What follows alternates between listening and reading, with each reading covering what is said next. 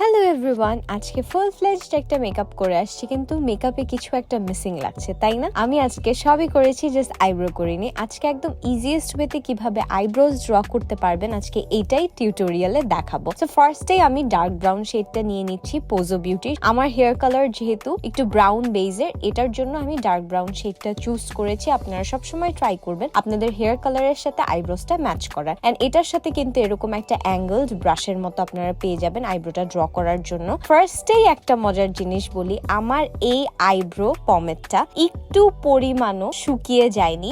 এটাকে আমি almost 4 to 5 months ধরে ইউজ করছি। একদমই easy to use and easy to blend. আমি জাস্ট ফার্স্টে ড্র করে নিয়েছি, দেন আমি ফিল ইন করার পর স্পুলি দিয়ে ব্রাশ করে এখন একটা কনসিলার নিয়ে নিচ্ছি। পোজো বিউটির ম্যাট মাস্টার কনসিলারটা দিয়ে ইন দ্য শেড নুড আমি এটাকে সুন্দর করে ডিফাইন করে নিচ্ছি। তো ফার্স্টে যদি আপনার একটু শেপটা নষ্ট হয়ে যায়, এটা নিয়ে টেনশন করার কিছু নেই। আপনারা আইব্রোসটাকে পরে কনসিলার দিয়ে ফিক্স করে নিতে পারবেন। দেন আমি একটা ফ্লাফি ব্রাশ দিয়ে ওইটাকে ব্লেন্ড করে নিলাম। যেহেতু সাদা সাদা একটু কনসিলারের দাগ থেকে যায়, ওইটাকে জাস্ট আমি আবার একটু ওই ব্রাশটা দিয়ে, নতুন করে কোনো প্রোডাক্ট অ্যাড করিনি, যতটুকু ছিল ব্রাশের মধ্যে ওইটা দিয়ে জাস্ট ড্র করে দিলাম। দেন একটা ট্রানজিশন হয়ে গেল।